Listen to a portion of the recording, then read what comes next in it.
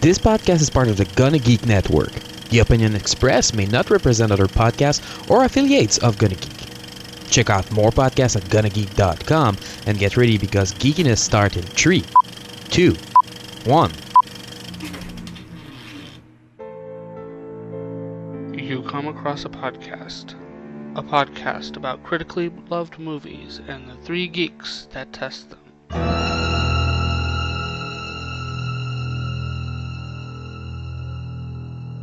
Your fear heightens as you notice it's October, and what was Arthouse legends becomes something darker, more sinister. You notice adult language and content and carefully guard the ears of the innocent. In the back of your mind, you know that spoilers are ahead and opt to watch the movie before journeying forward. You take one last breath of air before entering the Arthouse of Horror. Welcome to Arthouse of Horror. This is the MovieDude Eric, and I do believe in the new flesh. And along with me are... Oh, this is Kent, and welcome to Videodrome, the audio version of all things strange and bizarre. And this is John O. Lobster. So actually, to get ready to record this, I dug out some of my old VHS tapes, but all I could find were old episodes of Guts. Man, the aggro crag, way more phallic than I remember. In our inaugural episode of Arthouse of Horror 2016, we are discussing Videodrome, starring James Woods, Debbie Harry, Sonia Smits, Peter Dvorsky, Leslie Carlson, Jack Creeley, and directed by David Cronenberg. Gentlemen, I have to admit, I've been dying to talk about this film from the first moment that we decided we were going to be doing Arthouse of Horror 2 years ago, and we're finally getting to this movie. The second in our David Cronenberg collection, as we're probably going to be going through a few more of his, and most likely some of them on the AOH parts of our program. So, out of curiosity, were you ever familiar of this movie prior to seeing it for this film? I think you're the first I ever heard of this movie. No, I grew up in the 80s and I never saw don't remember a commercial. So, remember commercials for other Cronenberg films, but... I feel like this one didn't get advertised a lot. I don't know. I've heard of this one. Like, this is one that I've heard of before, and I've certainly heard talked about in the... This is an interesting intersection of the art house crowd and the horror crowd. So this is one of the films that I feel like gets name dropped a bit. What I didn't realize going into this is a Canadian movie. Like, it's set in... Canadians! I know. They're taking away our movie business. I think it's set in Toronto. I think that it was shot, in Canada, and I don't know, like, what kind of a release it got here in the States. I kind of feel like it wasn't a marquee sort of film. It was just like, believe it or not, it actually was in 1983. Actually, I believe it was 1982 specifically. This was actually part of Universal's Return to Horror. They had actually made, this was the same time that they had made An American Werewolf in London. That movie. Oh, I love that movie. Yeah. This was also around the same time as what we were seeing with John Carpenter and The Thing. In fact, Universal Studios even went so much as to put together a TV program with Joe Dante, John Carpenter, and David Cronenberg, and John Landis, like a little round table about. Yes. Oh, that's and awesome. It's actually a part of the Criterion Blu-ray set, which is actually really interesting because I have that set. I should have. Watch that. I've actually bought this movie 3 times, and I understand that the first time I had heard of this movie, I was kind of antsy because David Cronenberg was always a hit or miss filmmaker for me. I loved The Fly, but I was also not particularly fond of other movies of his, such as The Fury and Naked Lunch and some of his more obscure movies, but the image that was put on the Criterion box was just too alluring. So I picked this up, and I did the one thing that you should either always do or should never do ever at all, and that is watch it while extremely drowsy. This thing messed with my head so badly. Just as you're drifting off to sleep. Yes. Now, bear in mind that You're this a was little the exact groggy. I've done this before, where you're falling asleep watching something or listening to a podcast, and you start to drift off, and the media starts to go into the nascent dream world that starts to form, and then you wake up and you're not quite sure if you dreamt what you just heard or heard what you just dreamt or whatever. That's true. No, bear in mind that this is actually something that has happened to me twice before, that I've talked about in another podcast. This happened to me in Alien, which I absolutely loved, and it also happened to me in The Exorcist, which I wasn't so much a keen fan on, if you want to go back to those episodes. So this is a hit or miss. Sometimes it works, sometimes it doesn't. This time, I think I nearly had a heart attack halfway through this movie. This definitely scared me awake while my brain was really wanting to shut down. What we're saying is Videodrome is like swimming. Please wait an hour after watching before even thinking of going to sleep. Yeah. I'm going to be going to sleep right after we record this, and I'm a little scared. Yes. Well, you're recording it, and, you're not going to be imagining us saying anything. No, I probably will be. Yeah. No. Okay. I had a conversation last week with somebody who listens to the Welcome to Nightville podcast before they go to bed, and I'm like, doesn't that mess you up? Like, God, I fell asleep. Now, I don't know if you've listened to this one. This was one of their early ones. This is a story about you episode. Yes. I fell asleep listening to that, and that kind of messed me up a little bit.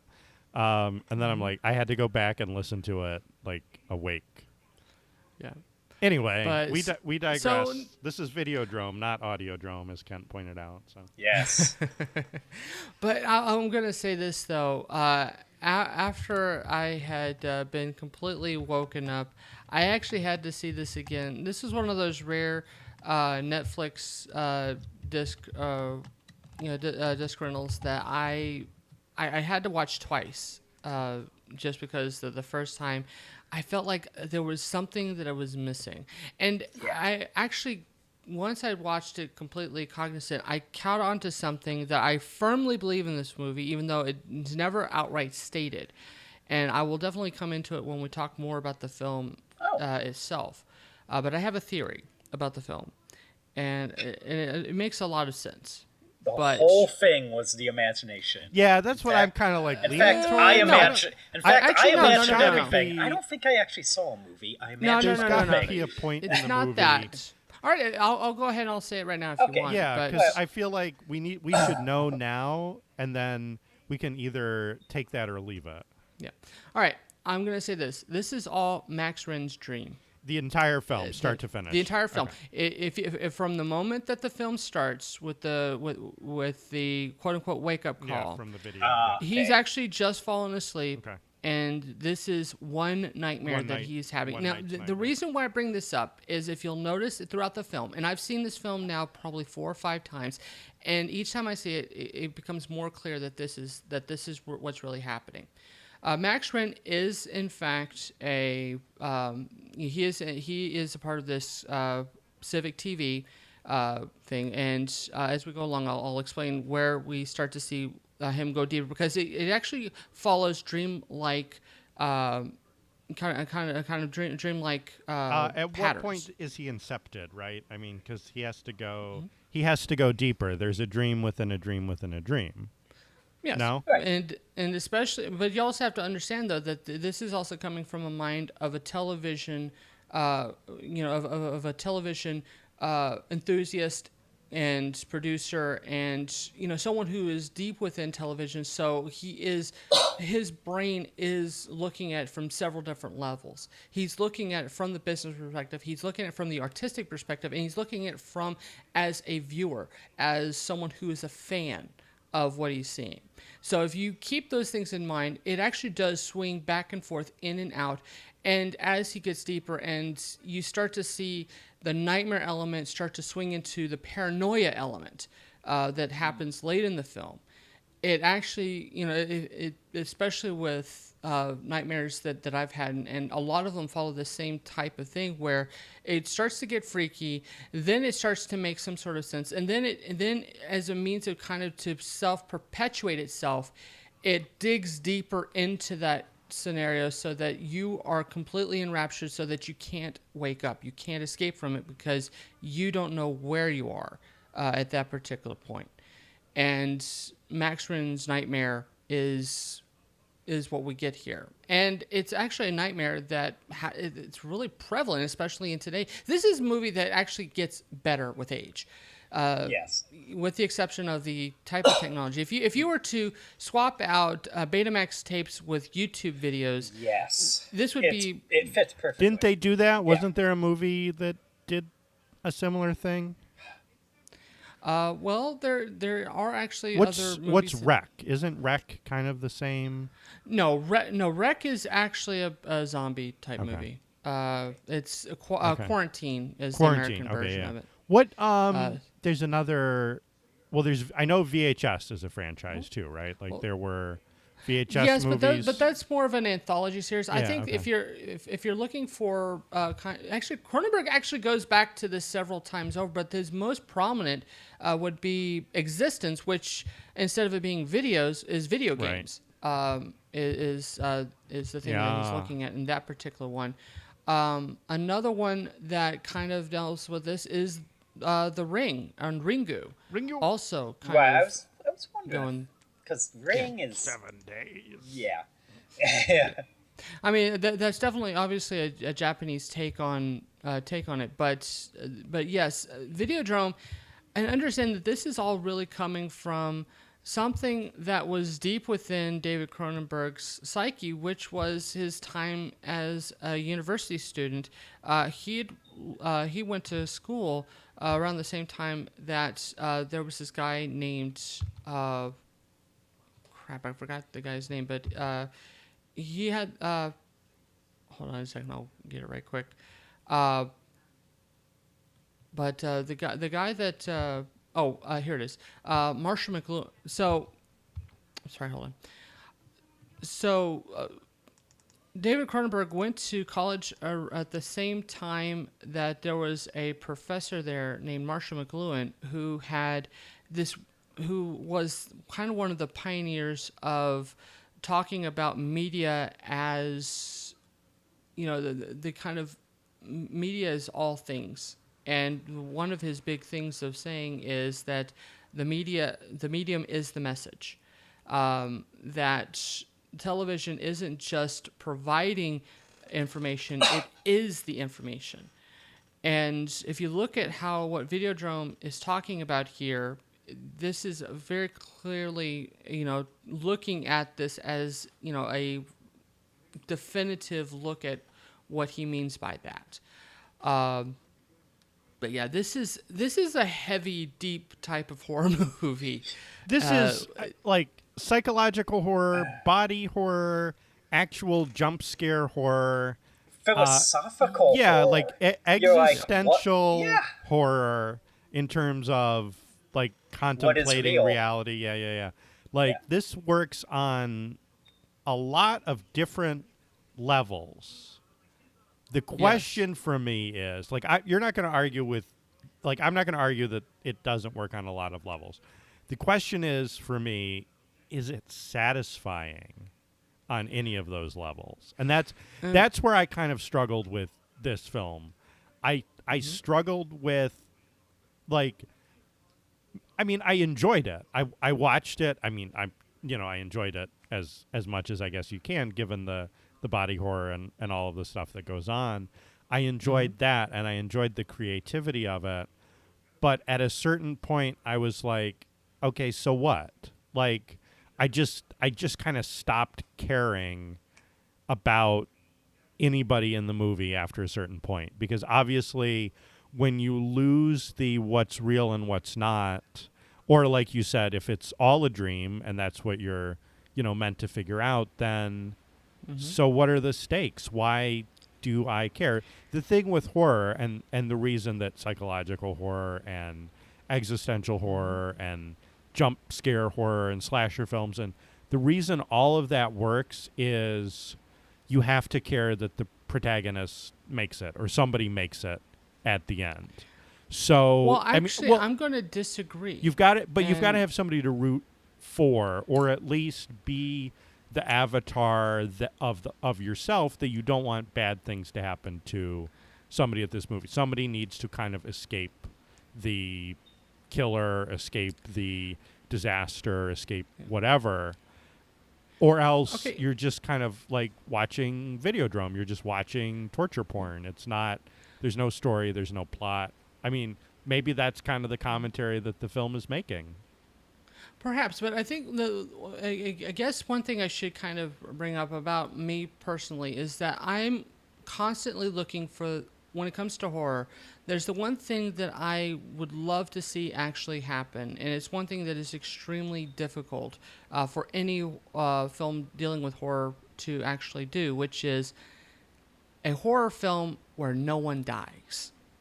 So to actually genuinely terrify someone, to genuinely terrify an audience and make them mortally afraid while not giving in to the base desire to destroy or to kill to kill characters. Now, I know this sounds kind of like a redundancy, but it's one of those things that I think it's the ultimate challenge when it comes to a horror film. I think the closest that we ever get, I would probably say, would be Poltergeist, where I don't think we have one person who dies in that particular film. Well, there's one that we. Babadook Yeah, do that? I was going to say the Babadook. Yeah. Nobody dies in the Babadook. Well, I actually believe that not on screen, but I believe that someone did. I mean, nobody dies. No, nobody dies anytime in that one. I actually, as you said that, I Googled a list. And so I got from bustle.com a list of horror films in which nobody dies. Signs, The Babadook, The Others, The Amityville Horror, Poltergeist. Well, The Others, I don't know if I should actually... 1408. Spoiler, aren't they dead already? You never actually see anyone die Spoilers. in Blair Witch Project. And another that we've discussed on this very podcast, in which nobody actually dies, it was all a prank, April Fool's Day. Well, again, I think that's, in most of those cases, I don't know if I would consider Signs to be a horror film, definitely a thriller. In regards to Babadook, I believe that there was someone that was dead, but I could be completely wrong on that. I think you are, but I think it's like you can definitely do tension in that. Yeah. This one is one where if you go off of your supposition that this is all a dream, nobody dies in this either. If it's all a figment of his imagination, or a good chunk of it is a figment of his imagination. But what the stakes are with what I'll call a bloodless horror film, is that you're not terrified for the mortality of the people that you're watching, but their mental capacity. Right. There's you have to be invested in their well-being is kind of the point that I was trying to make. Yes. Or if you're not invested in their well-being, you're invested in the well-being of sort of the unseen world, like the rest of the world. I'll give you another example, which would be The Thing, right? So I just was on Legends podcast talking about The Thing with Wing and Beef, and it's very ambiguous at the end of The Thing whether or not Kurt Russell and Keith David actually make it to safety. They're like left in the Arctic as the base burns down around them, and they're just like, well, we had a good run. At least this thing isn't going to get back to the rest of the world, they assume. I feel like we should be like putting like all kinds of spoiler things. Sorry. Just spoiled the thing if you haven't listened to Legends yet. And I'll be honest. Okay, I've always assumed that they died. Yeah, right? So, again, it's not that, they made it to that point and you were kind of with them until then. Aliens is another one that the whole thing, the second one, not necessarily as much the first one, but the second one was nuke it from orbit. It's the only way to be sure. Like, keep this thing from infecting the rest of the universe. It's so bad that whatever cost, we need to protect the rest of the planet and stop this threat. So, like, those films, too, you kind of go, okay, I'll give you one more. It's a film which basically, it's a horror movie that plays with a lot of horror movie tropes. Well, like all horror movie tropes. And spoiler alert, it ends with pretty much the worst thing that could happen, which I'm pretty sure was the end of the world. But The Cabin in the Woods, right? So that film ends in a very final sort of way, and you're with the characters kind of all along, and you're rooting for them, but spoiler alert, they don't make it at the end, nor does basically I think anyone else. We assume on the whole planet. So just read the theory that movie's the prequel to Firefly. Yeah, no, that's fine. Yeah, I'm good with that. But I guess my point is that what all those movies share is that you root for somebody in the film, or you're invested in the well-being of someone in this film. And at a certain point with this one, I just stopped caring. And again, I know that Cronenberg was playing with these expectations and these kind of tropes, and he cast James Woods, who is not necessarily your go-to sympathetic protagonist, and he takes James Woods on this very strange journey, and I was with him for a good chunk of it, but then once we started running around and he starts saying "Long live the new flesh," I was like, I don't know. I don't really care what he does now, because either he is hallucinating it and it has no consequence, or he's gone so far around the bend he's not going to get redeemed. So I guess the movie's pretty much over. Do you need redemption for characters in a movie for it to be compelling? I guess in terms of this one, if there's nothing else going on to make me invested in the film, I mean, just to see what other visual trick he's going to do, maybe. And I guess for me, when the movie does end, it's only 89 minutes, and it ends, and then it re-ends because he blows his brains out and the TV explodes, and then he's still sitting there, and then he blows his brains out again, and it just cuts to black and the credits. And I was like, that's it? That's all we're going to get from this. Oh, he woke up. Or he didn't, or he just died. Or he died. And this whole thing was real. But either way, it doesn't matter, because there's no stakes. There's no consequence of any of it.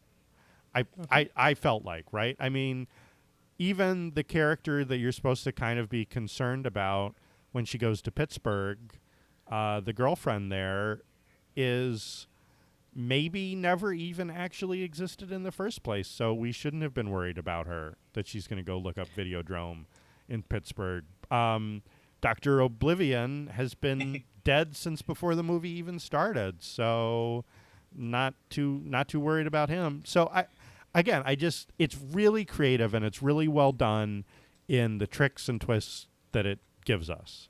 But it feels beyond that superficial. Okay.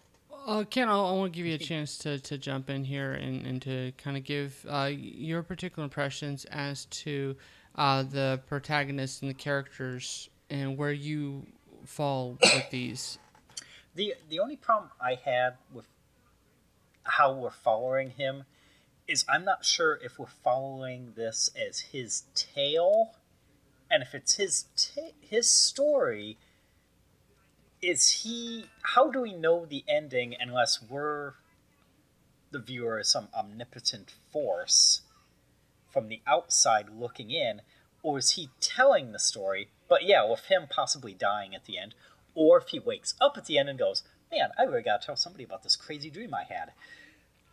And that's the two, And I guess for me, maybe the whole thing is, again, Videodrome is a plotless series of torture scenes. Yeah.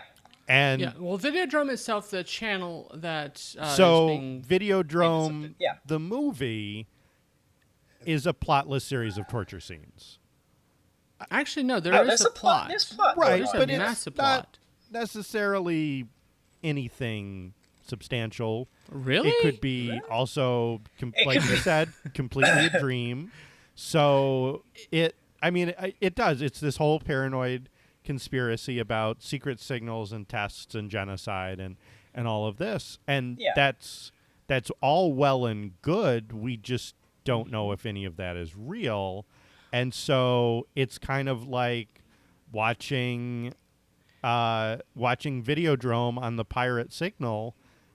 It's just there. It's like you're asking yourself, well, is this real? And they say, well, it's safer and cheaper to fake it than it is to actually do it for real and do a snuff channel.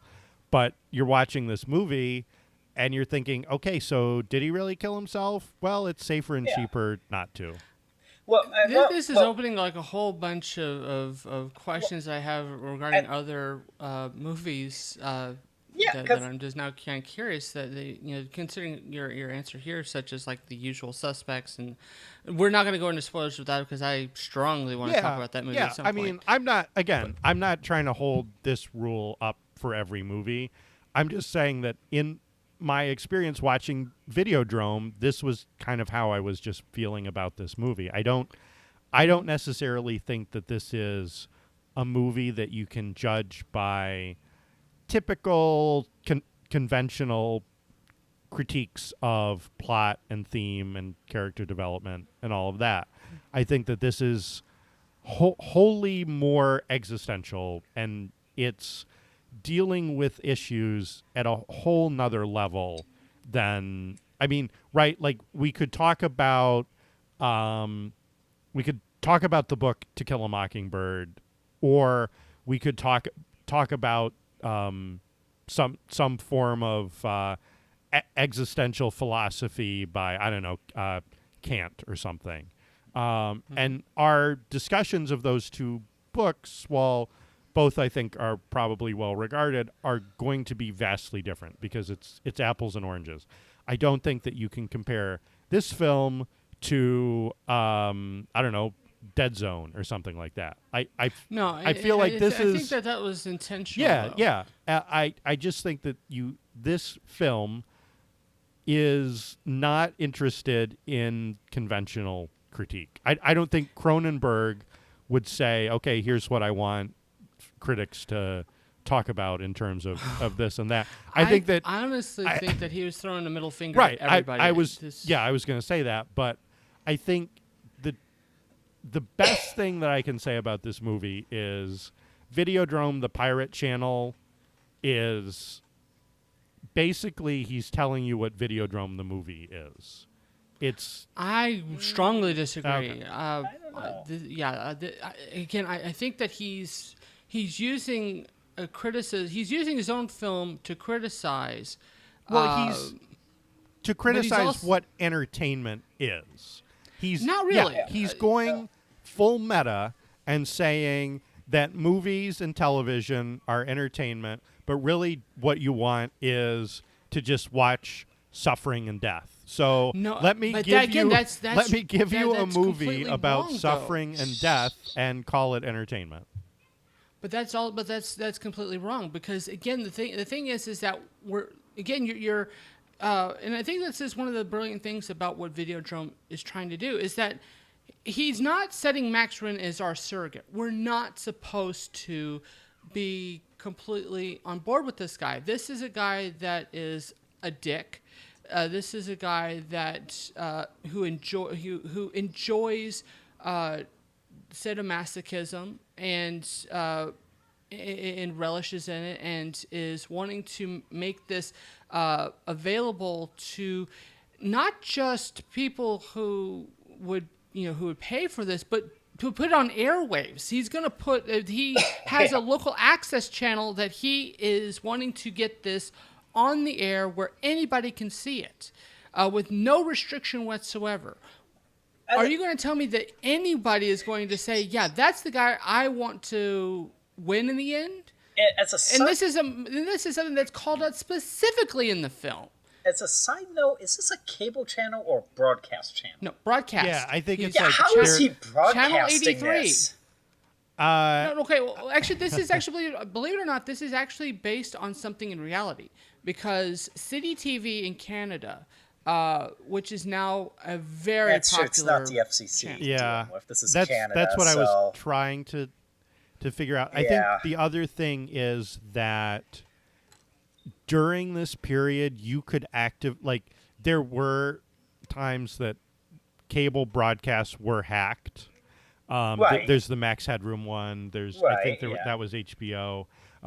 There's all kinds of times The that famous Chicago one. right During, the piracy Who. that Yeah. the piracy actually happens, and you get pirate broadcasts and stuff like that. And at the same time, there are so many cable channels that exist now started out as these sort of regional broadcasting that maybe like reached a state or part of a state or something like that, that later evolved into bigger channels like WGN and things that Yes. exist now. Like those started as regional broadcast channels that only reached a certain number of people, and it was kind of the Wild West. And I think especially in Canada, where you didn't have an FCC necessarily saying, okay, these are your standards, and here's what you can. And City to TV reference another Nickelodeon show, what you can't say on television. Yeah, but City TV was interesting because they did actually have softcore porn as part of some of their broadcasting. I mean, we're talking about like the very, very, very softcore stuff. Nothing to. You mean I like- don't even you think mean like that- Samurai Dream would make it okay. on City TV. Well, I was going to ask like that toga scene that they had, or she was showing that. He's like, You mean Apollo and Dionysus? yeah, that weird. Yeah. Yeah, that would definitely be on level of what CTV was doing. But again, the thing is that this is actually based on something in reality. But at the same time, though, we're also in 1983. We were also at the beginning of the MTV generation, where you had music videos that were pushing the limits of what you would normally have on TV. That cable specifically was now offering things that you couldn't normally have on television with just broadcast. And understand that during this period, the UHF was based. That was the initial cable. That the UHF channels were capable of doing the more riskier stuff, even under the guises of the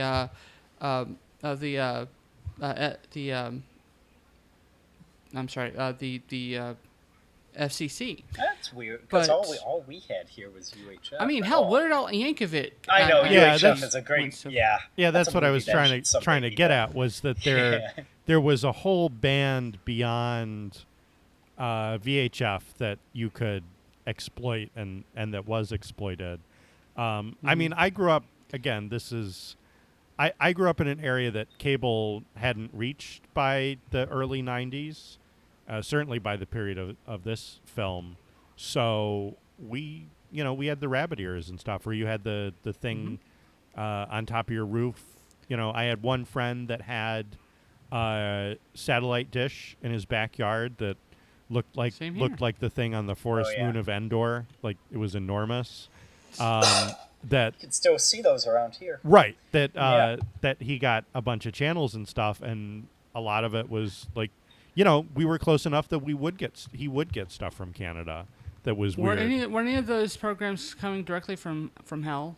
Look, I don't know if that's what this is or what this was.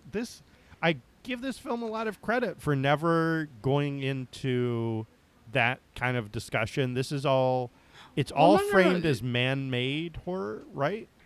Mm-hmm. Yeah. Okay, so let's talk about Videodrome, the channel itself, right quick, because basically it's just one show. You said hell, but I think you kind of meant Pittsburgh, right? Well, okay. No, actually, believe it or not, that's actually part of my theory as well. Well, remember, we'll get into that. Remember, originally they say Malaysia, and let me finish the thought. Okay. When they first said that, my thoughts went to the movie we watched on a previous podcast. The name eludes me at the moment. The documentary we saw about the tortures. Oh, the act of killing. The act of killing. And I'm like, well, that's perfectly acceptable if. Yes. Oh, it's cheaper and easier to do it. Yeah. To fake it. Well, not if you're a government that does that. You're doing it routinely. You might as well make some money. The only difference. You're supposed to kind of think that because of the efficiency of the torture. This is not done to titillate. If you're just watching the torture, and one of the DVD features on the Criterion is that you do get to see the torture scenes just in their natural state. They're not filmed to be titillating. It's almost like a government, like someone in a government office is watching this from their, from the comfort of their government desk, and they do make it very clear that there's a lot of encryption occurring, that there's that they keep losing the signal because of the relay switches and a lot of jargon, which, believe it or not, is actual real jargon. I actually found out. That's kind of cool. But hey, man, you can't. If you can't. Hold on. What was the line from the? Okay, here it is. Can't stop the signal. No. You cannot fool the Prince of Pirates for long. You can't stop the signal to make another sci-fi reference. But the thing is that if you were to go to a logical conclusion, that kind of encryption, that kind of switching normally comes with a lot of money, and with that usually either be someone of extreme wealth, which, let's be honest, Professor Dr. Oblivion definitely didn't have, considering his church of sorts. And we don't know what he was a doctor of. I mean, it sounds like he's philosophy. Yeah. If he's a math doctor, he might come up with the algorithm. that he was a religion. Divinity. He'd studied divinity or something. That could be a possibility. I mean, the cathode ray emission definitely. But a lot of his lines sounded like a dime store philosophy. Like, you turn on daytime TV and there's Brian Oblivion. Well, you know what a cathode ray tube is, though, right? Mm-hmm. Yeah, yes. The thing in your tube TV that makes it work. And he sounds a lot like a lot like one of those TBN. Yeah, that's what I mean. Like, creatures. he's the one that comes on after the nightly news and asks you for money and does stuff. Like, he's that guy. Which, again, it'd be something that would be on your TV when you're falling asleep. Yeah. And That's true. That's a good point.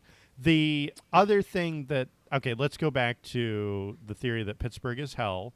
So a dark, smoky, hot, molten...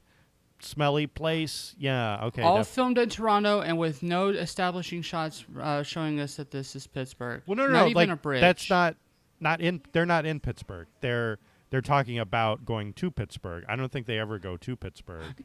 No. Remember, it's from Pittsburgh, and Professor I'm sorry. The signal is from Pittsburgh. The signal's from Pittsburgh. The Pittsburgh is from Pittsburgh, but that's what leads him to Oblivion's church, which was in Pittsburgh. Okay.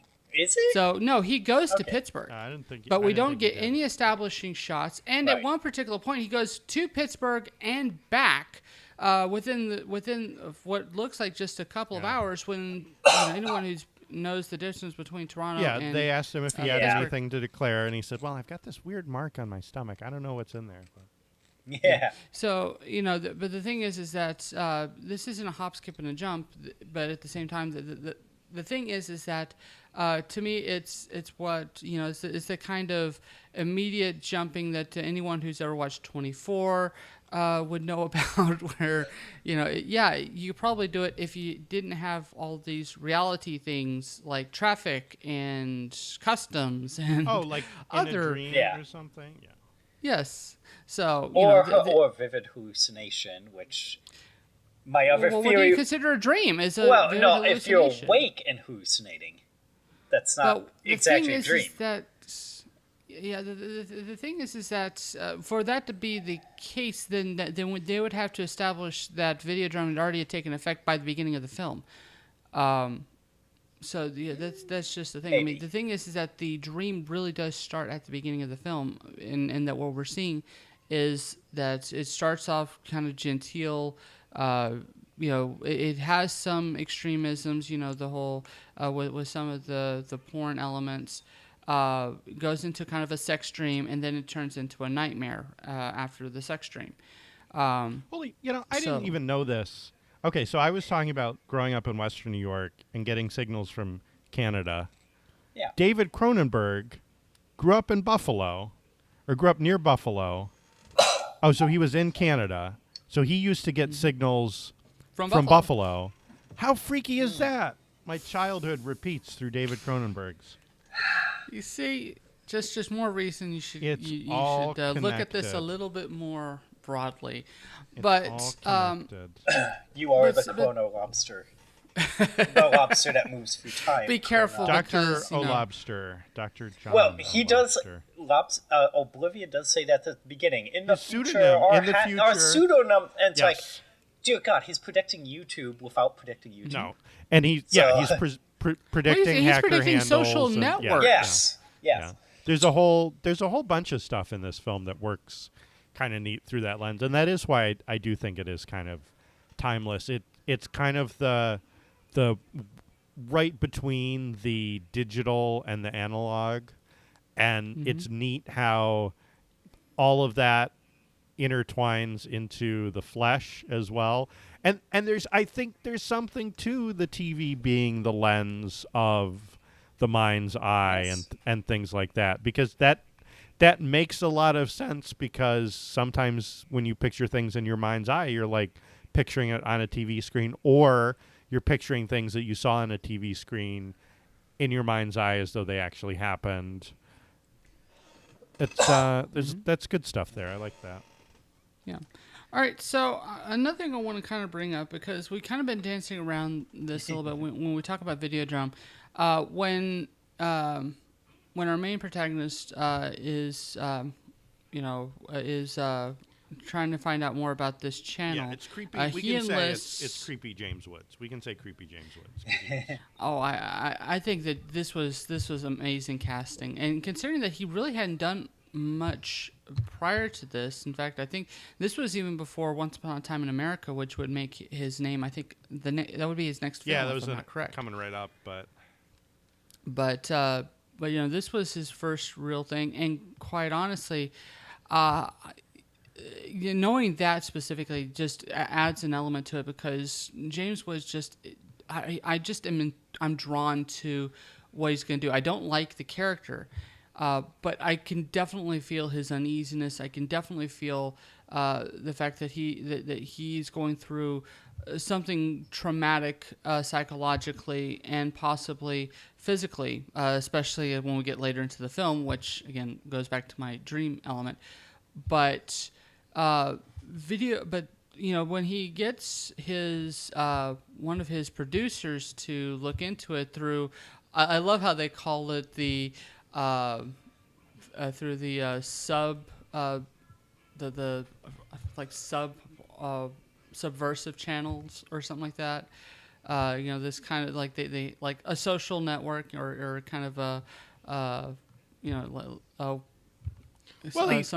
he's giving the people what they want. He's saying we're a small network, so we have to have what other channels, we have to offer them something they can't get other places, which is fairly sound business logic. If you're talking about a business plan or your business model, what are you offering your customers? You're offering them something they can't get other places. This. Oh, he's bored by the sort of conventional pornography that is being peddled at him. I don't see he's bored. I think he's excited about the possibilities. No, he's bored because it's not that. He's looking at the geisha stuff and the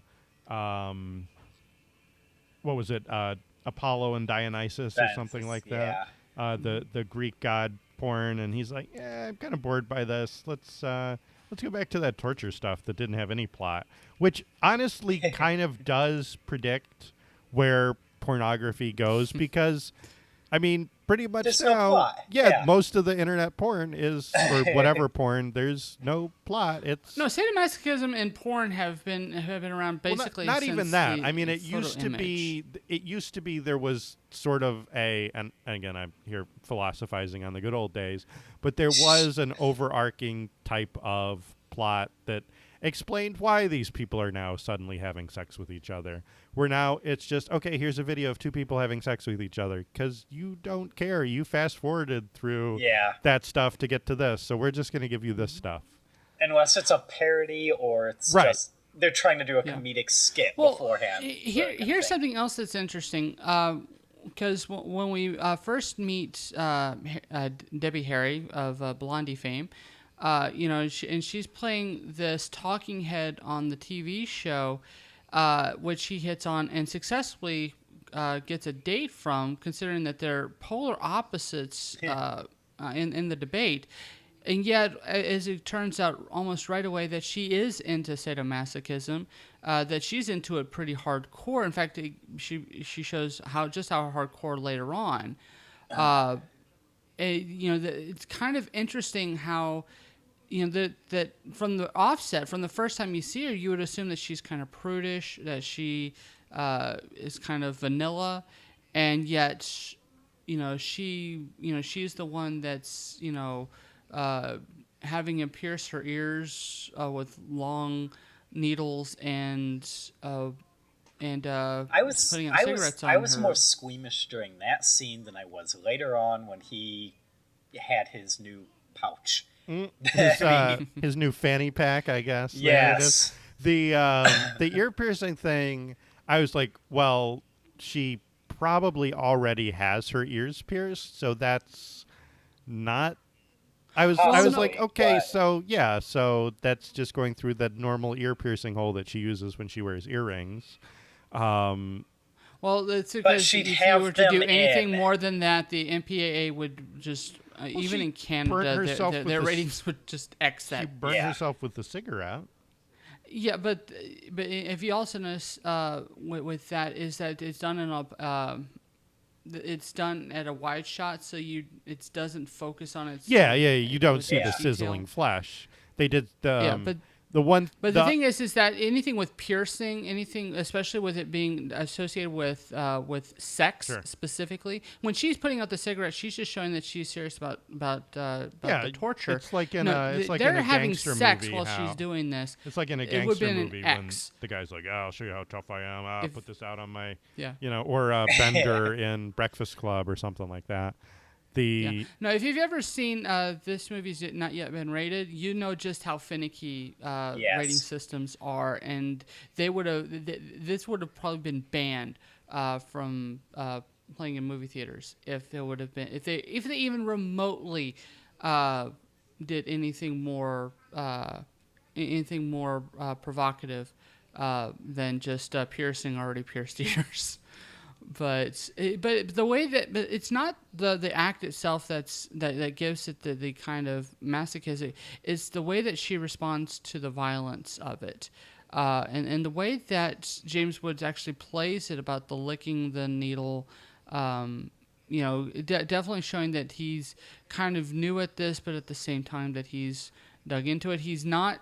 Videodrome is getting him into sadomasochism.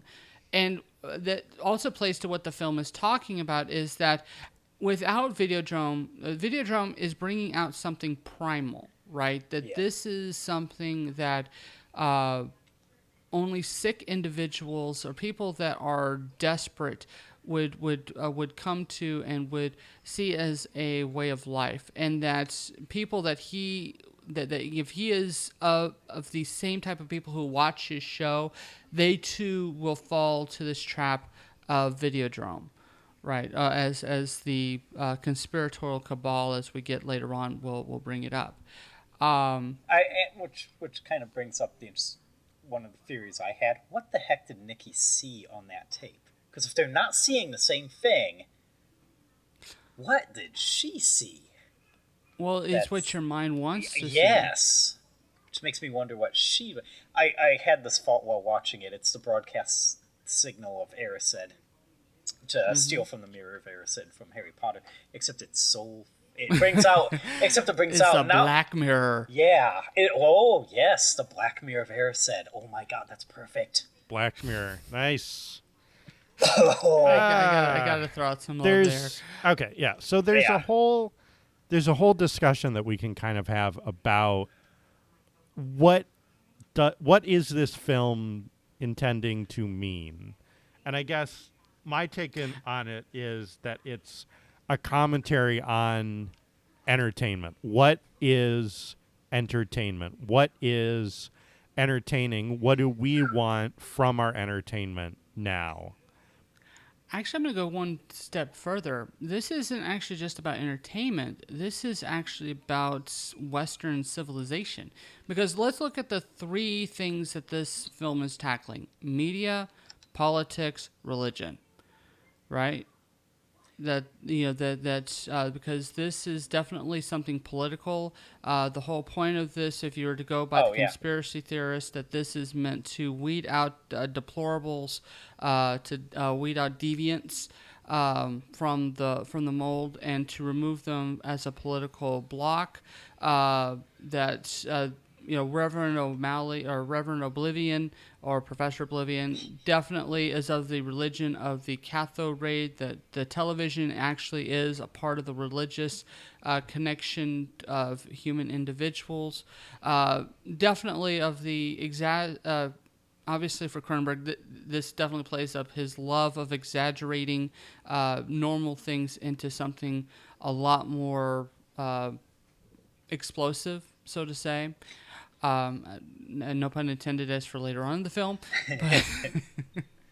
but no. The thing is that especially when you have a character that outright calls it, it's like that Videodrome is something more political than just sadomasochism, and it has a philosophy. Well, what was the philosophy that she says it is? She doesn't say. Well, she just says that like that it has a philosophy in that it doesn't care or something like that.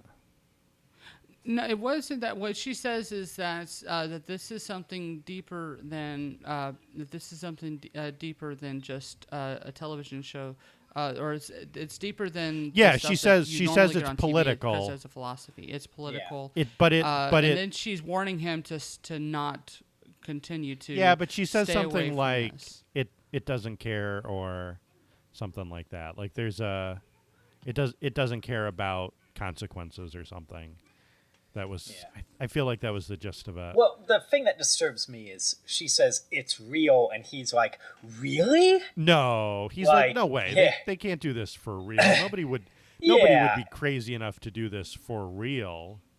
Sure that, see, previous documentary. But I guess the thing for me is they say that the Videodrome signal can be buried in any broadcast. Right? Yeah. So it doesn't have to be torture porn. It could be Bob Ross. Yeah. Which, I mean, but again, is even one more... targeted to specific... Again, right. You go after specific groups first, the people and then you expand from there. You want to get rid of the people that would want to watch this, not the people that would turn it on and go, oh my gosh, I'm not watching this, and they would turn it off. They're safe.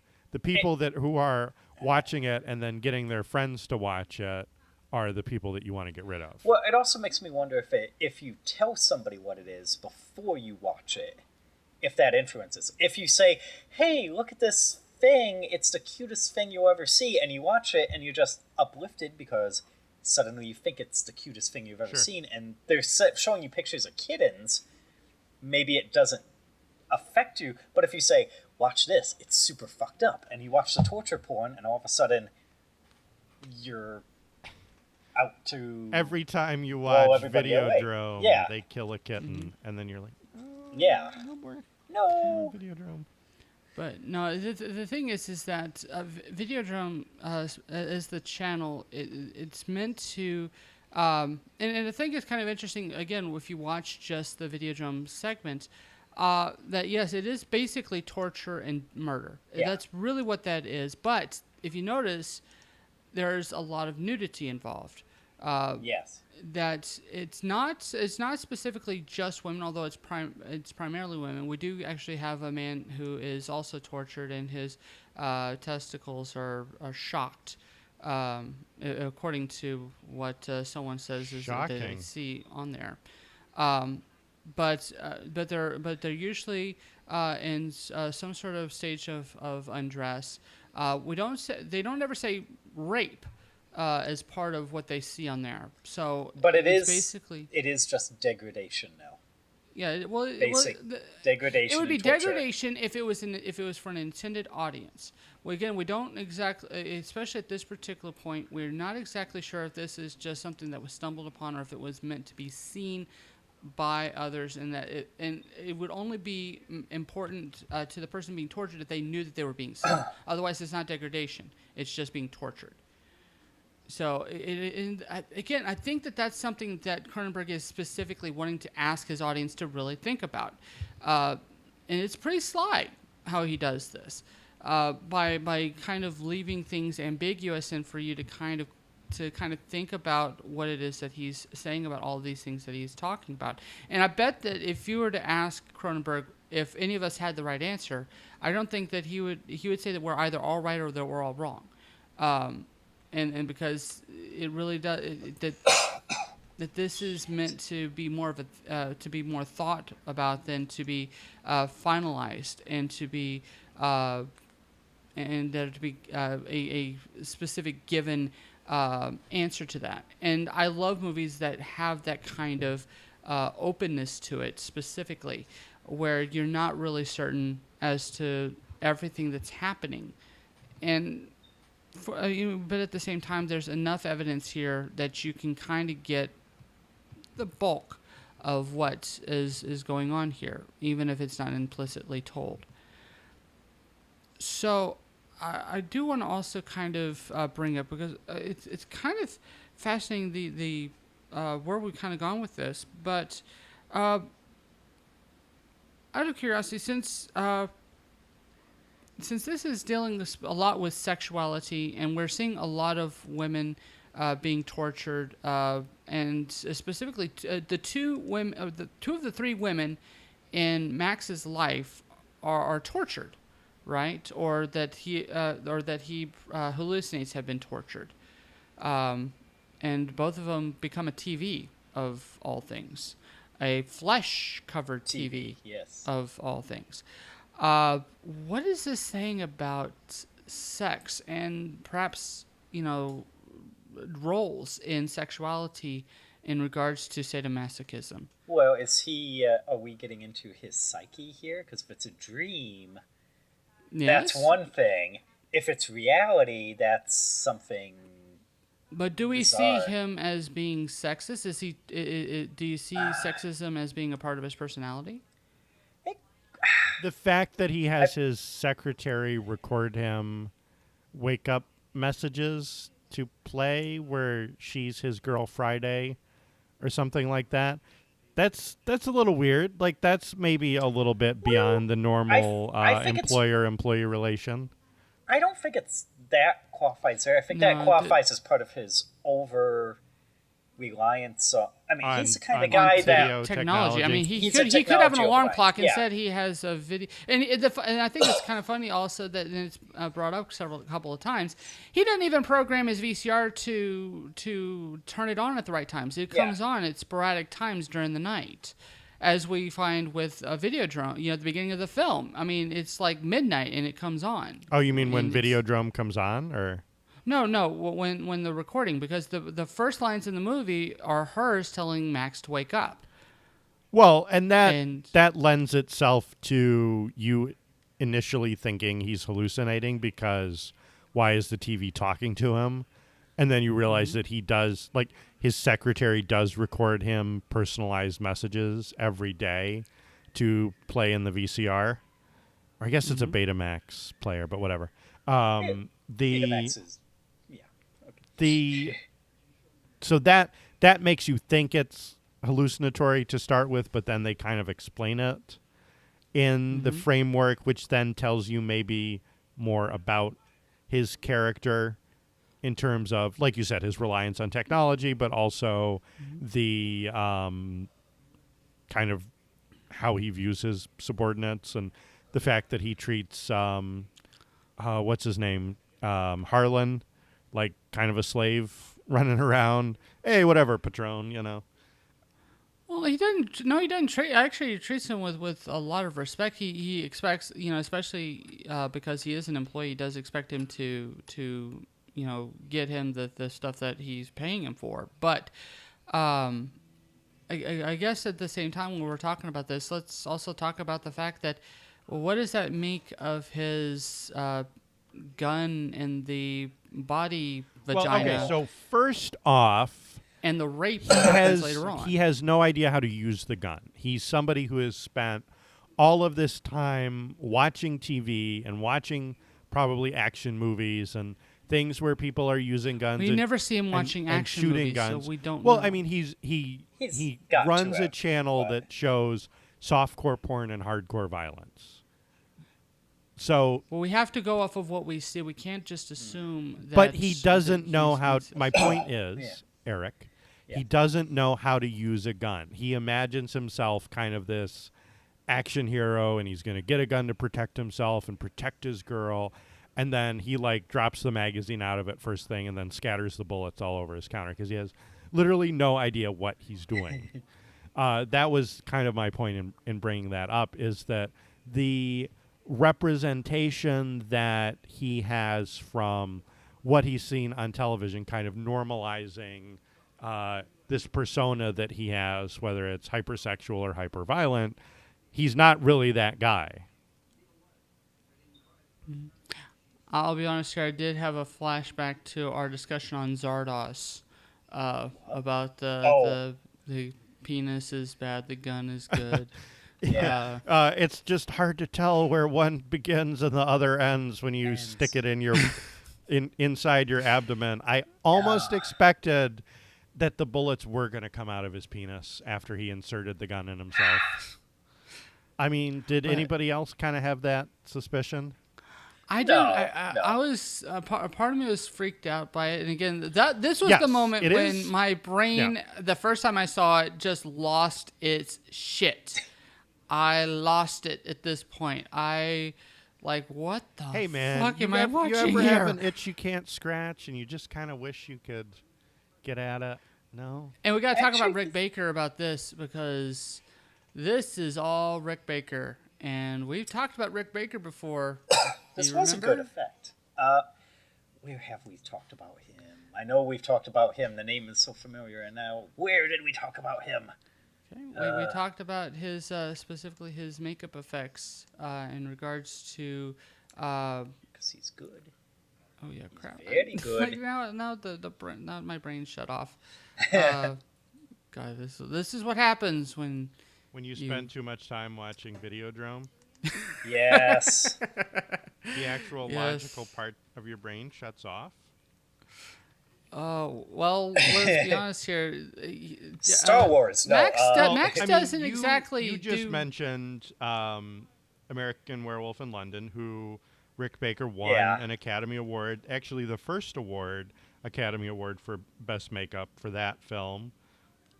He worked on the Star Wars films, Harry and the Hendersons. Oh, yes, that was... Yes. I mean, I think, you can go back to The Thing with Two Heads. He was an assistant on The Exorcist. He was a makeup artist on It's Alive, on the 76 King Kong, The Howling. All sorts of, Right. long, and amazing then career. So designing the Beast for Beauty and the Beast. Pretty cool. He worked on The Rocketeer, Batman Forever, Nutty Professor, Men in Black. And let's see, I'm going to try to scroll down. What's his most recent one? Oh, he worked on Maleficent and Tron Legacy. Yeah. Oh, and we have Rick Baker to thank for putting Robert Downey Jr. in blackface in Tropic Thunder. So his contributions have been wide and varied. Yes. And in this one, okay, so this is a good one, I think, as a companion piece to The Thing, because The Thing is all about weird tentacles and stuff coming out of body parts and body parts morphing and turning into other weird spindly things, and then the guy's head falls off, and then that turns into a spider thing. And so this movie and The Thing, I feel like you could watch as body horror companion pieces and be really fun in that way. This one, honestly, it didn't push the envelope far enough for me. Having just watched The Thing, I was like, okay, yeah, but what else could you do with that? The gun drilling into the hand, I thought, was probably the coolest part, because you actually see the threads on the screws going through it. I'm like, yeah, okay, that's kind of what that would look like. But the body pouch, I was flashing actually to Stargate SG-1 and going, hey, it's where the slug thing, the guo thingy lives. It lives in there. Jafar. Or but you we could do it in have Star Trek Deep Space in Nine. This movie, though. Yes, there is some penetration that happens without consent, and it involves sticking things in somebody's abdomen. In a vagina-like orifice. Yeah, some type of slit there. Yep, it's not cool. But I think there's also a metaphor of watching a signal and how that can kind of penetrate your mind in a way that you're not really intending, right? So, but you're an abdomen, but wouldn't it be in your head in that case and not your abdomen? No, metaphorically, the signal invades the mind, much how, say, so and so's hand invades your stomach pouch, or the you can go the sexual route with it. It is kind of a analogous thing, one abstract and one presented physically. Well, I think this film specifically, considering that it's dealing with sadomasochism, these violence and sex being represented here, that rape would be something that more than likely would be implicit to what this film is trying to say. And in fact, I believe that Cronenberg actually did mention that in his commentary that he had on the whole thing of having a hole in your torso, like they do it in Iron Man too, and Gwyneth has to stick her hand down Robert Downey Jr.'s. Consensual in that case. Yes, down his chest. That's kind of a neat shot that I think deserves more credit than it gets as kind of a cool moment in a movie. I think the later parts of the film where there's like guts bursting out of TVs and TVs swapping with chests and the pulse, like I love the scene where he sticks his face up against the screen and kind of gets absorbed into it, but it looks so rubbery and fake that I'm like, I wish that was better done somehow, but well, the time. I just like the image of being kind of consumed by these giant lips, and the pixelate, like when you get up close and the pixelation. The other shot that I love is when he has the headset on and you get everything pixelated, but then you see it fade into reality. I think that's really neat. Yeah.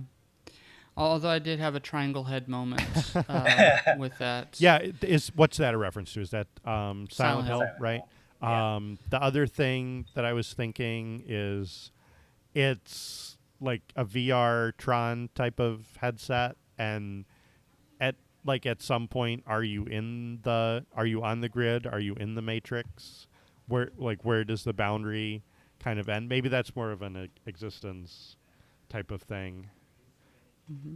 But the other thing I wanted to bring up, I guess, with Cronenberg is, didn't he make Scanners right before this and The Fly right after? Like this all. Well, after this was Dead Zone, and then after that was The Fly. Yeah. So I feel like those three all kind of fit in this body horror. The Scanners is the one with the exploding heads, right? That I mixed up with this one. I think when we were talking about it. So the that kind of thing, and the Fly especially is. I don't think I've seen Scanners, but The Fly especially is body horror 101. Right. Like having a man transform into an insect. And it's unlike, James Woods. It's a handsome man because you have just Jeff Goldblum, and then so you're even sexy bitch. Yeah, you're even kind of more invested in, ooh, he's getting all gross and fly thing and teeth and ugh. So that to me is just ooh, the ultra creepiest, and I think the makeup and stuff in that is better than this. Well, don't get me wrong. The Fly is a better film than Videodrome by every measurable standard possible. But one thing that I'm gonna give Videodrome over The Fly, and I'll say practically over most, if not all, of Cronenberg's films, the ambition that this film genuinely has concerning what it's trying to deal with. This was if I'm not correct, this was also around the same time that we got They Live, which has kind of been built up as this cult classic, which I'll be honest here, I truly don't understand because it just hammers its message over your head just so blatantly and so one-notely, where this, it does have a message.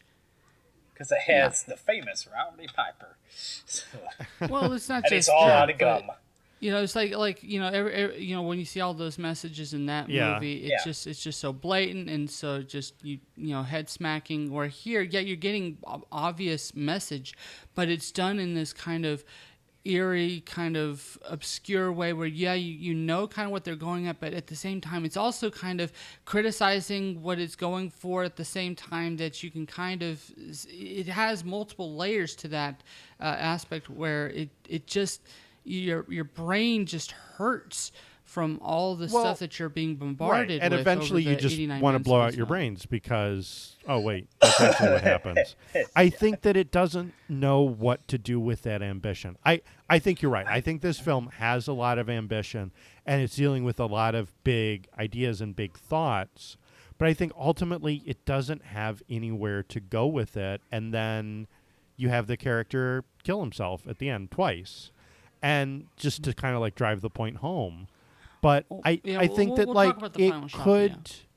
it could be so much bigger.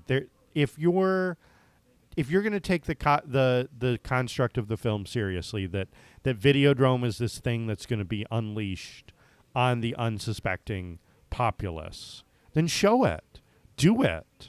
Show the apocalypse. Show the new flesh. Show whatever this is. Is this is this a war between?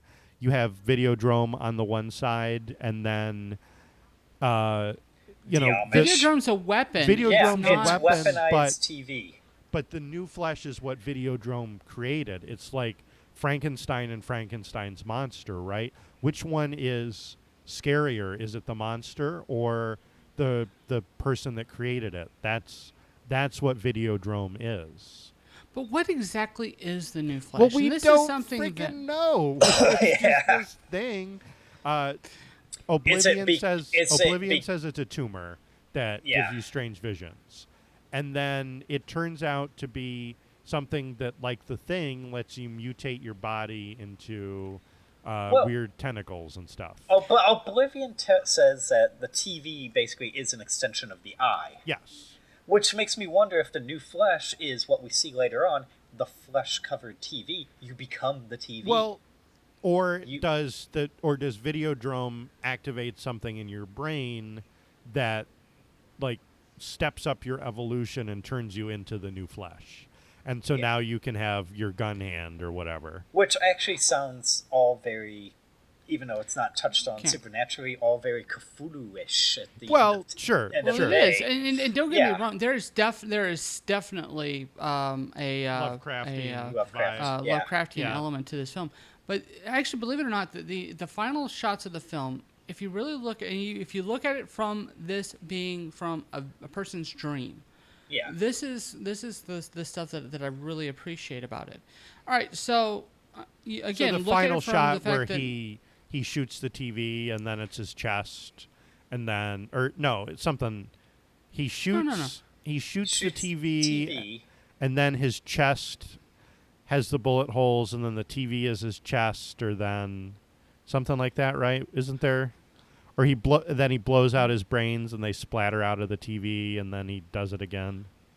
All right, no. Here's what happens. Okay, so he has stopped Videodrome from being unleashed upon the earth, but he is still the new. Well, how has he stopped? How has he stopped Videodrome? Because he killed. Oh no, he hasn't stopped it because they said, but he's slowed it down. He kills convex at the speaking engagement. At the trade show. They were going to use channel 83, which is interesting because this came out in 1983.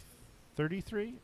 No, it was channel 83. No, it's very clear. Okay. No, it's channel 83. Okay, yeah. Civic TV, channel 83, the one you take to bed with you. Another sexual reference right there. Awkward. You know, that thing gets hot in your lap, and it's really heavy.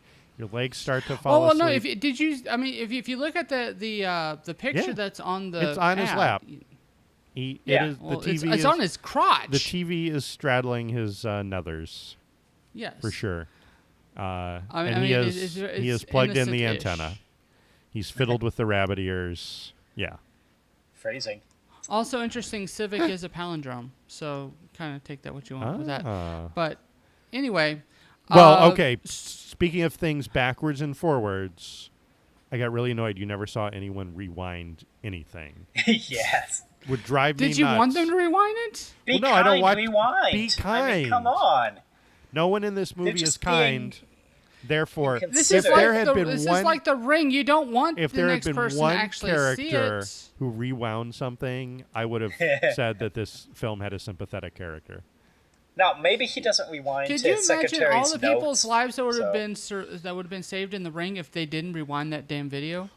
What about Bianca? Is she the good person in this film? Well, she survives it for the most part. But does she just how does she decide which tape of her dad she's going to send to the network for his interview? She watch all of them. Be like, no, we're going to send this one. Okay, we're going to send this one. He may have set up a tape. Okay, if I ever get asked to be on an interview with a TV person and a radio person, use this one. I love the line where he's like, "That's why I never appear on television. I only appear on television." On television. Which I love. That is so awesome. And that actually, I was watching Meet the Press this morning, and they had people in the room and then people up on the big screen. So you do have some people on television. After seeing Oliver Snowden, this had a very interesting thing for me. But I only appear on podcasts. On podcast, yeah. Yes. What you're hearing is a pre-recorded message from Kent that is just happens to naturally fit within the pattern of our conversation. Isn't it amazing? It is so amazing. I predicted everybody's conversations and when to come in. Well, I think again, coming from post from post 9/11, it also has a profundity of the fact that a very important character, a very dangerous character to the system, is a person that is already dead, and yet his message keeps resounding long after he has died.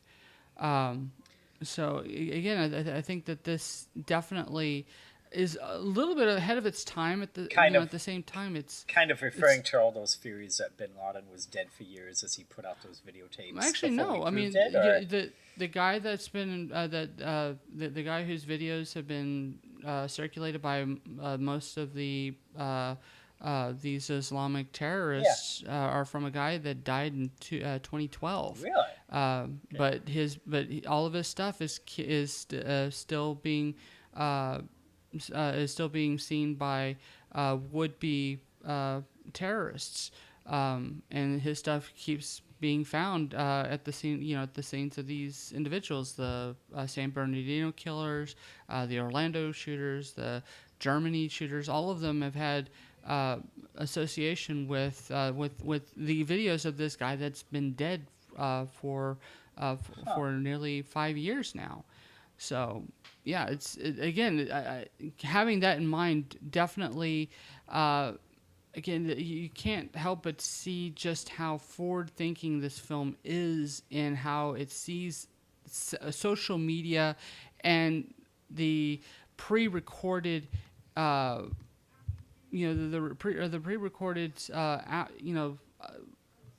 things kind of having life long after someone is dead.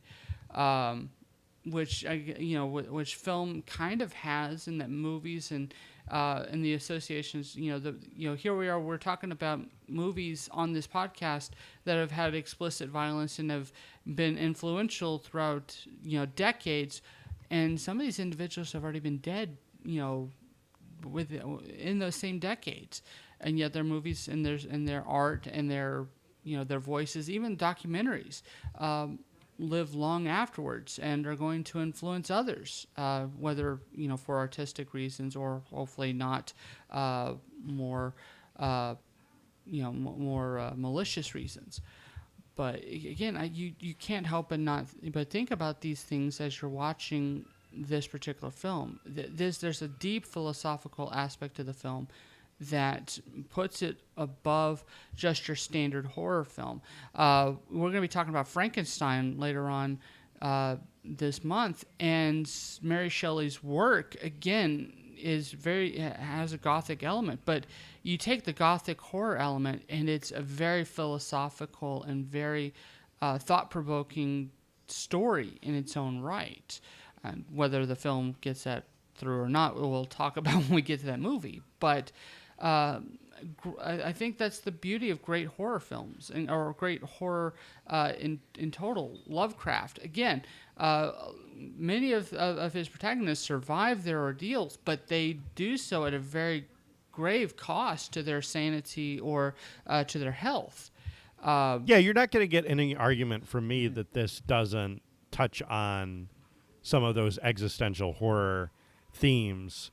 Whether or not it does it well, I think is subject for debate. I think that there's good stuff with Videodrome, and then there's parts where it just doesn't work. Like it starts these big ideas, it opens these doors or windows to the soul, and then once the doors open, you realize that it was better closed. It was more interesting not knowing what was on the other side.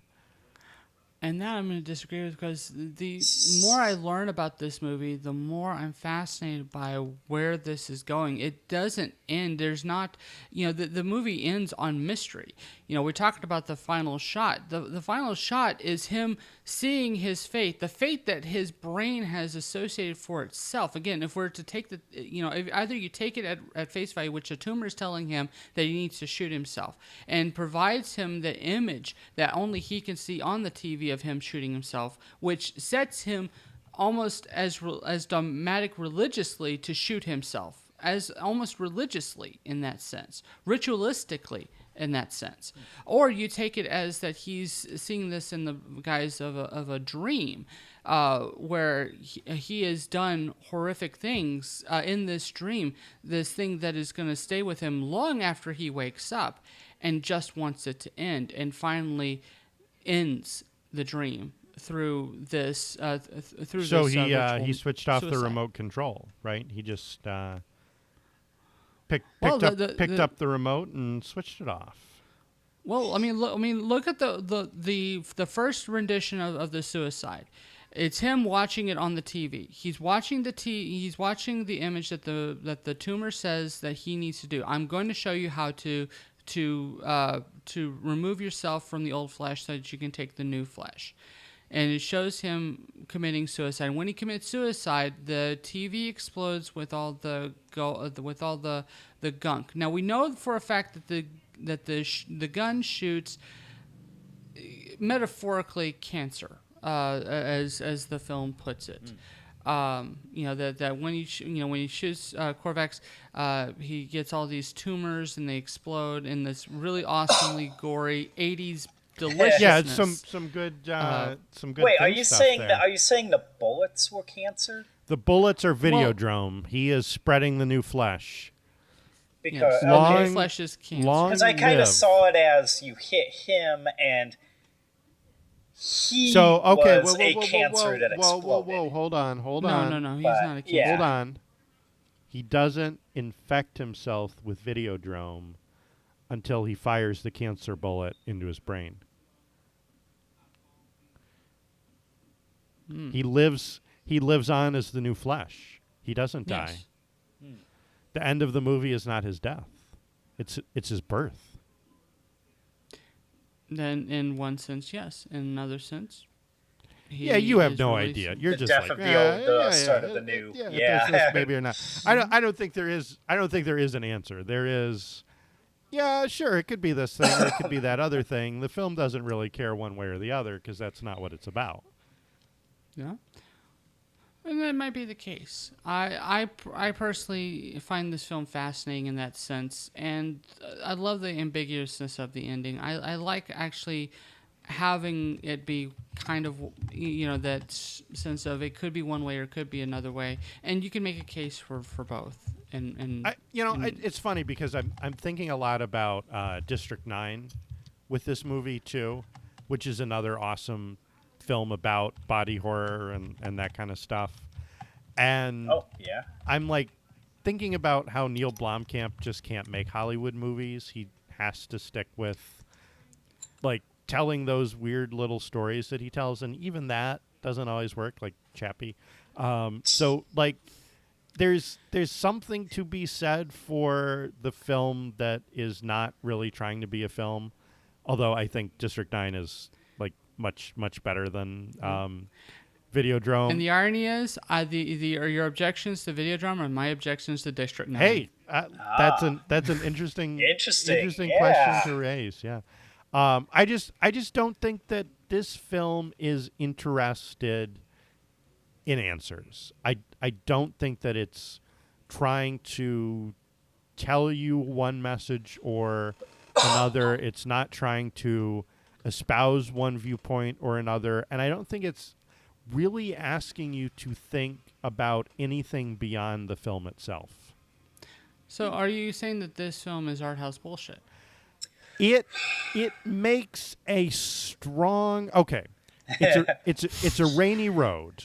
Okay, just go ahead and say it. Come on. Brian Oblivion speeches do. It's a rainy road, and the one side is art house goodness, and the other side is art house bullshit. At times, the tires squeal, and it veers dramatically, maybe even into the gutter a little bit on the art house bullshit side. It swings back, and then swings back again, and I think it lands in the bullshit gutter. But that's not to say that there aren't redeeming things here. I just think it's as nihilistic as its message. There isn't anything after this to really unpack. All right. Kent, do you have anything you want to bring up on this? There's actually a lot I noticed in this movie after just going through, like, when he mentioned when he first gets the body cavity, and I mentioned the Stargate SG-1 reference I made.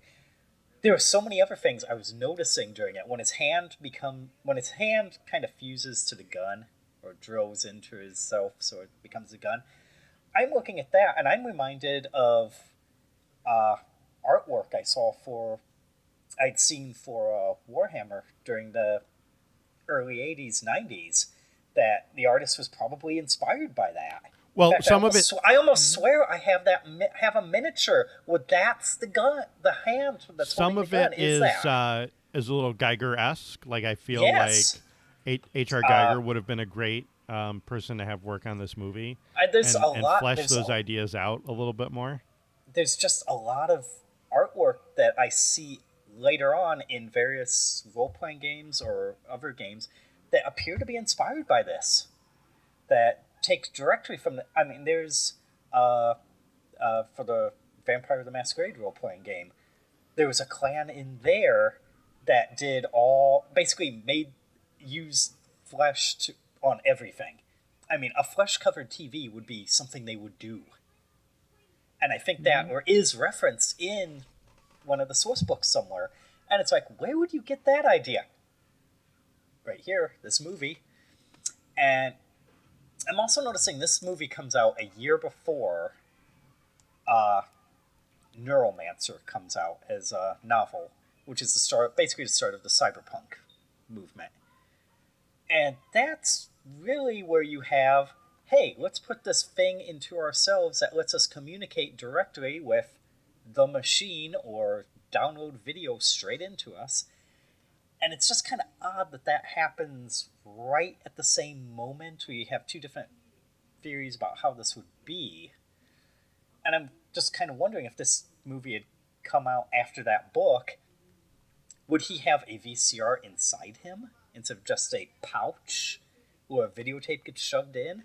Would he actually, the new flesh be... a little slot in the brain to slide the disc in, or plug in the USB stick at the base of the skull? Well, even a Betamax is too big to stick in the head, but, that's you true. know, just a slot in the flesh where it's like, rip open, there, the VCR goes in, and there's wires that you see somehow connecting into a spine that sends to the brain. This movie had a bit of influence on a lot of stuff, I think, that they may not admit, but it did something to the psyche of a lot of later geek-related stuff. Yeah. Okay, so here's the deal, right? Like, this taps into some archetypal ideas. And I think the reason why you can look at this movie and say, oh, this influenced this other stuff, or this was influenced by these other things, is you can go all the way back to the dawn of mythology and talk about how human authors were blending man with things around them. The Minotaur, half man, half cow. Like, you can look at all of these times in human history and literature where we take the stuff around us and say, okay, well, what if we blended that with ourselves? Like, what would that look like? And later on, that becomes cyborgs and robots and even Frankenstein or something like that. Or going back to Metropolis or something like that. So I feel like this... I don't want to give this film that much credit to say that it is the originator of these ideas. I think it is an iteration, an ideation of some of those ideas. And that's why it looks kind of familiar in other stuff, too. That's true. All right, so we are running out of time. We're running out of here. time, Patron. We're running out of tape here. Let's call this. We're starting to run out of tape here. So before we do, let's go ahead and let's do a little bit of a geek sheet. James Woods, seriously, I mean, the guy has enough geek cred to last us an episode and a half. Although I think it is kind of awesome to say that James Woods actually did show Peter Griffin Videodrome and was very happy about his nudity in that movie. What? Yes. Okay. I took a crack at James Woods early in the show. Well, more of saying that I guess Jeff Goldblum is better looking, which he is. But James Woods has one of those faces that you're not going to forget. And I always recognize James Woods in everything that I see him in. And he's one of those faces that I'm always happy to see show up, whether it's a TV show or just anything that he's in. I'm like, all right, if James Woods is in this, it can't be that terrible. Yeah. All I have to say is Hades. I'm sorry, he is by far one of the best Disney villains of all time. Yeah. Okay. In the animated we series. dance, we kiss, we schmooze, we talk, we go home all happy. What do you say? I mean, come on, the guy just oozes charisma. I love seeing him in movies. He did another movie called Against All Odds around the same time with Jeff Bridges, which was a remake of another noir film out of the past, which is actually an interesting film in its own right. What's kind of a bummer for me is that they didn't cast him as Hades on Once Upon a Time. Because James Woods, he could have. You might not know that James Woods has been doing some TV acting lately. He even did an episode of iCarly. I think they could have gotten him for a recurring arc on a major network show. How awesome would that have been? Well, he does a lot of voice work. Awesome, so. But I'm just going to say this, though. James Woods, every time that I learn something new about him, I am more fascinated. He is a licensed Did you know he's Mensa? He's a licensed antique dealer in the state of Rhode Island. He is. Yeah. But did you know he's Mensa? I believe that. He's a certified genius. Yeah. And this was prior to. He's an avid video game player, and he's done video game voices. Well, he's Hades in Kingdom Hearts, so that. If you haven't played Kingdom Hearts, there's your excuse, because James Woods. That's true. But we won't mention his pick for president this year, so let's go on. Well, listen, I mean, he is well known for playing the devil on multiple platforms, so he's the devil's advocate. Yeah. All right, but I got to say, one of the things I wanted to talk about, just briefly about Debbie Harry. Obviously, she is from Blondie, but does anyone not remember that she was also the witch in the Tales from the Dark Side movie? What? I love that. It's such an awesome role, considering that she's trying to eat a child for an entire film. But I just cool. Yes, I have kind of. What about Dr. Oblivion? What else have we seen him in? What have we seen him in? I don't know. I asked because I don't know. Honestly, yeah.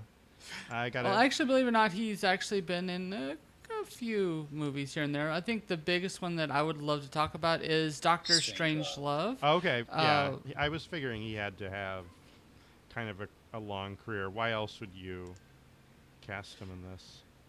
And well, he's just got that great voice. I mean, if he's gonna, I would almost listen to him just, if he was like writing off his grocery list, because who knows, there might be something important in that grocery list.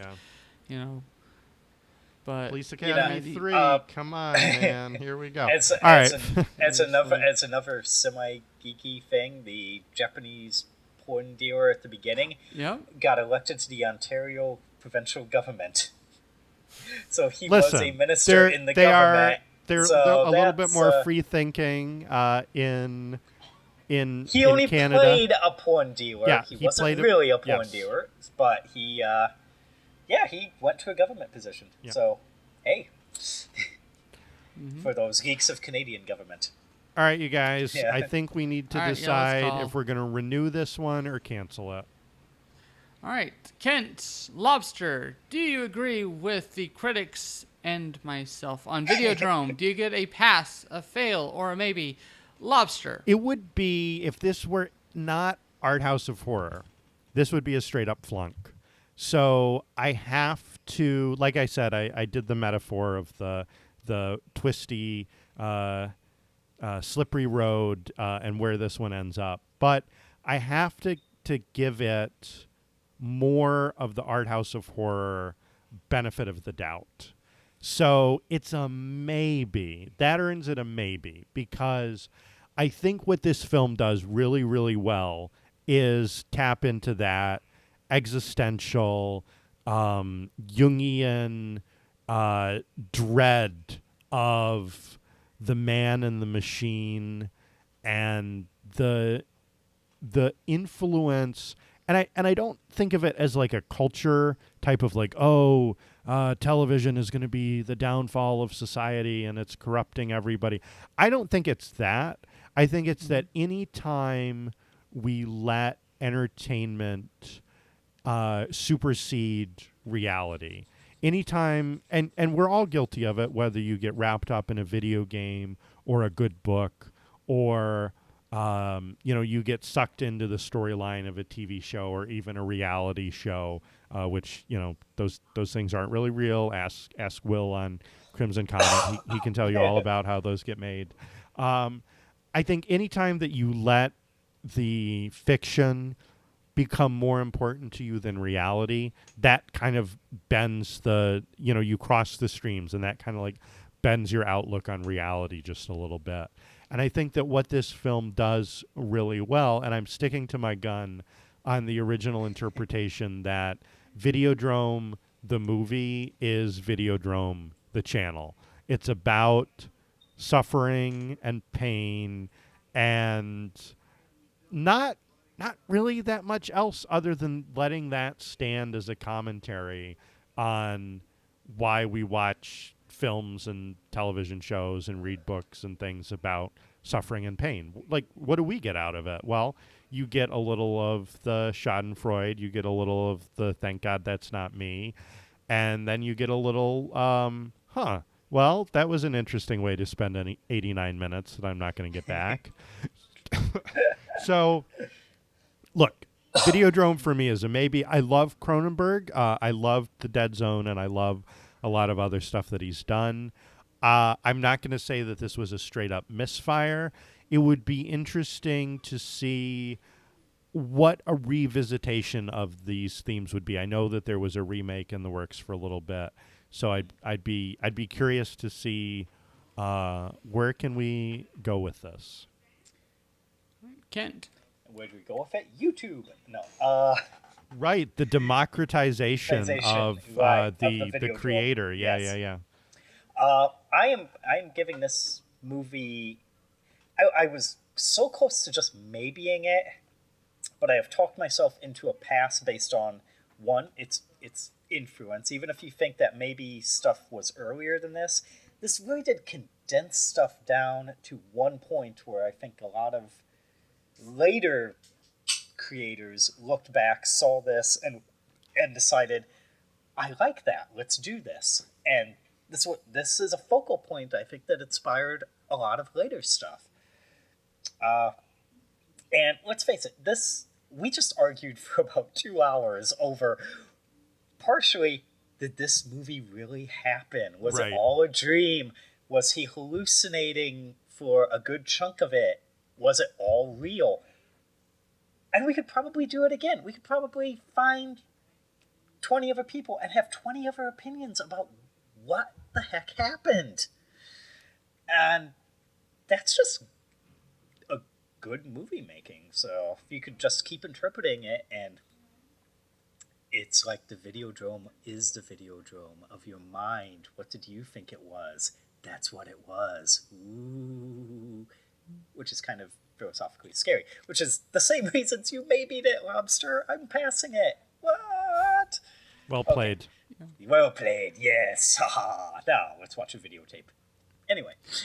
No, I've already basically... This movie messed with my mind. I love movies that mess with my mind and give you that thing like, what the fuck did I just see here? And every time I watch this movie, I find something else unique and fascinating. Like I said, this isn't the best Cronenberg film, but I find this to be a film that engages me on a way that even his best work doesn't engage me on, just simply because it's so ambitious and it's so crazy and madcap, and because it's kind of messy. I know it sounds kind of weird, but the messiness of it kind of is a charm that the film has, but it is subjective in that sense.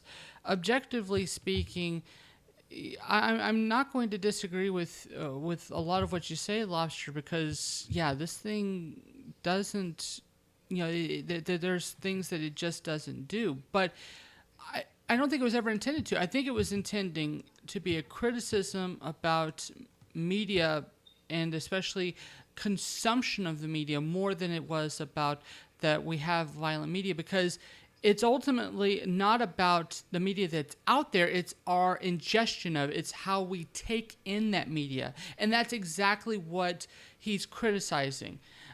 He's not saying that we shouldn't have these things. Hell, he makes this shit. He's been making this shit he made 4 other films, not to mention his shorts that he had made prior to this particular film. So he would be a hypocrite if he was saying that we shouldn't have this stuff. But he's curious about the intake. Considering that this is a body horror film, he's looking at the manifestations that it has on the human soul and the human body specifically. And to me, that is just genuinely mad shit, bad, crazy, awesome, what the fuck. I mean, that's...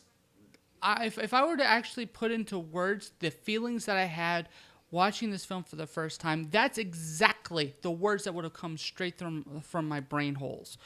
This is a movie that just...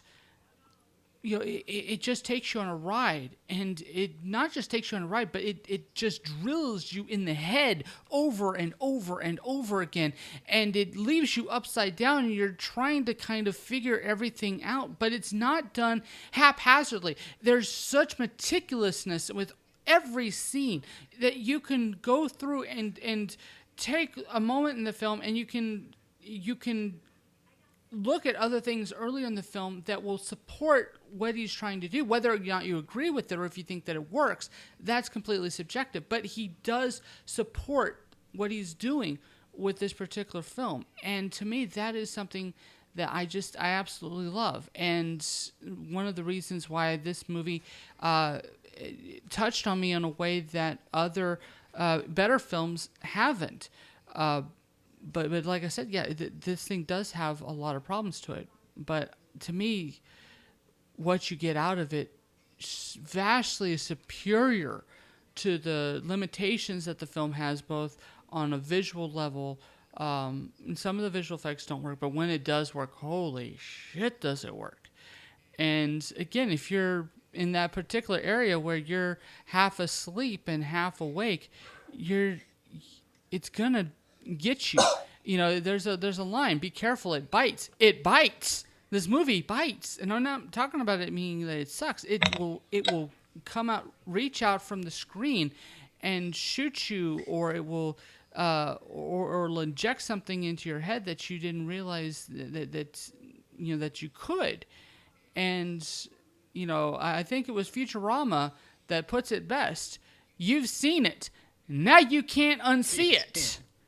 And that you cannot deny that about this movie. You also can't get the 89 minutes back that you spent watching it. So we can say whether or not that's a win or a fail. Do not watch this movie while you are tired. You might want to watch it. Don't watch it. Don't watch it with a plate of spaghetti. Or you may want to over caffeinate before you watch it. Yeah. Unless you want to be completely freaked out as you're falling asleep, sure, and then shit happens and you're like, what? Then maybe if you're going for that effect, perfect movie. But no, yes, I love this movie on levels that I probably shouldn't, but I do, and I'm unashamed about the fact that I think that this movie is quite genius.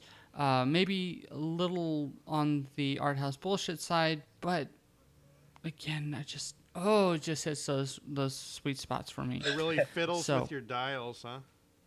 Yes, it does. All right. And I'm not going to say exactly where those dials are. Anyway. They're deep inside. All right. Gentlemen, this is the beginning of Arthouse of Horror, and we have ourselves a pretty awesome lineup, although I think that we've kind of mentioned almost every film in that lineup so far.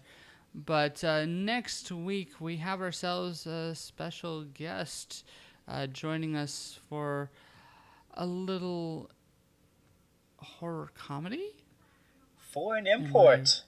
Yes. New Zealand represent. Directed by the guy who's now making Marvel movies. Yeah. Yes. We are talking... What are we talking about, Kent? We're talking about what we do in the shadows. All What right. What do we do in the shadows? We do wacky stuff, Okay. actually. So Get up to hijinks. Especially with this cast. Oh, yeah. But yes, what we do in the shadows is our next film, and then after that, we're going old school, back to the Universal monster movies. Lobster, you want to bring up that one? Yeah, so I'm excited. We're doing a double feature, Fright Night, the original Universal Frankenstein, and the somewhat even more iconic Bride of Frankenstein. And I can't wait to talk about that. I'll also be watching Gods and Monsters along because one is dealing with James Whale, the director of Frankenstein and Bride of Frankenstein, and two, Ian motherfucking McKellen. What can I say? So, yes, that'll definitely be part of mine, but I'm not going to require that anybody else see it. I just need an excuse to see a really good movie. And then afterwards, to cap off the Arthouse of Horror show for the month, we are doing a 1978 classic remake, as we are talking about the remake of an older film by a very well-known director. We're dealing with the Invasion of the Body Snatchers. Now, obviously, we're going to deal with the 78 version mostly, but I have a feeling we will probably be talking about the other iterations as well. And then, of course, there's that super special secret Halloween special that is an Arthouse Legends, an Arthouse of Horror staple now. I think we can call that a staple. It definitely It's a secret. don't use it to. It's a staple, but don't use it to hold together your stomach pouch. There, it's wouldn't be not sanitary. Yes. But I do hope that you'll join us for this wild ride that we have for October. And, of course, if you feel up to it, you can always go to iTunes, give us that 5-star review, maybe even throw in a few words here and there. If you want to talk about what you think of Videodrome or any other film that we are talking about Treats here at only, Arthouse of Legends. no tricks, please. Oh, no. Bring on the tricks. I love a good trick. Tricks are for kids. Yes. But definitely hit us up on Facebook, Twitter, at Arthouse Legends. If you want to just send us a quiet little email, why would you want to do something like that? Let the world be known what you think. But if you happen to need that quiet time, arthouselegends@gmail.com is where you can reach us. Gentlemen, thank you so much for joining me for our first episode of this year's Arthouse of Horror. It's been a pleasure. Please be kind. Rewind. Don't rewind that tape. Don't share it. Just hide the tape. No, Fact, then you have to pay the fees. Upload it to YouTube. Yeah. Then you have to pay the fees to Blockbuster, and it's awkward. They ask you in the store. Where is a I Blockbuster? see you've Alaska. had Videodrome checked out for the last 6 years, sir. Would you mind telling us what you've been doing with it? It's in my chest. Saving humanity. Yeah. Well, I've got it right You here. should be paying me. This is the MovieDude Eric. This is Dr. O Lobster. I have no title. I'm just a technician. Listen to the audio drone that we give you. Find the signal. Become the signal.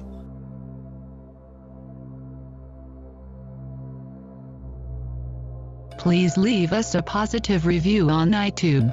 Music by Kevin MacLeod. Legends Podcast is not affiliated with any other entity. The opinions stated in this podcast are strictly personal and do not represent the view of its sponsor or any other person or entity. No infringement is intended.